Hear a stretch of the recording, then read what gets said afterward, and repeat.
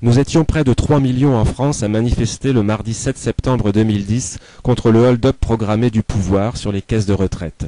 De plus en plus nombreux à affirmer que l'argument démographique avancé par le gouvernement pour nous faire travailler plus longtemps est une vaste escroquerie. En fait, il s'agit simplement pour la classe possédante, sous prétexte de sauver le système par répartition, d'augmenter ses profits et de continuer à éliminer toute forme de solidarité entre travailleurs.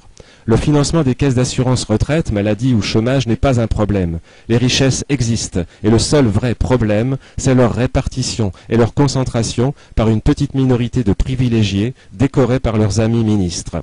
Continuons à nous mobiliser à la base et dans l'unité face à un patronat de combat pour qui la crise est un bon prétexte pour récupérer ce que des années de lutte sociale ont permis de lui arracher. 2 journées d'action et de grève ont d'ores et déjà été prévues dans la continuité du 7 septembre, les 15 et 23 septembre 2010. Si la CNT n'était pas tenue à l'écart de l'intersyndicale qui a proposé ces 2 dates, nous aurions vraisemblablement proposé d'agir directement dans la dynamique et le rapport de force instauré le 7 septembre. Mais la réalité est autre. Ainsi, malgré son insatisfaction, la CNT appelle à poursuivre la lutte et à participer aux différentes dates annoncées en ayant comme perspective de transformer des journées sans lendemain en grève générale reconductible. La CNT invite les travailleurs à se saisir de la journée du 15 septembre, jour du vote par les députés du projet de loi, pour rejoindre les initiatives en préparation au niveau local et en définir les modes d'action.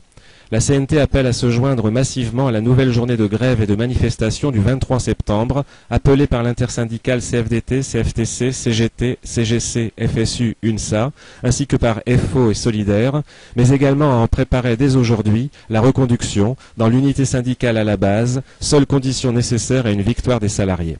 La CNT appelle tous les travailleurs à discuter en Assemblée générale des échéances futures. Enfin, la CNT soutiendra toutes les initiatives de reconduction de la grève. Ne restons pas isolés et divisés, regroupons-nous et organisons-nous pour arriver à une grève générale illimitée, seule capable de stopper le rouleau compresseur capitaliste et d'amorcer un futur débarrassé de la précarité, de l'exploitation et des inégalités. Nous ne lâcherons rien, c'est au patronat de payer, pas aux salariés.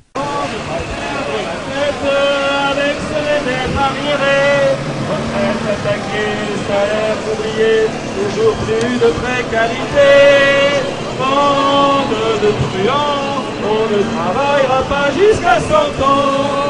En étant unis, public privé, on va gagner. Public privé, refraternisé. Public privé, refraternisé. Public privé, refraternisé. Public privé, refraternisé.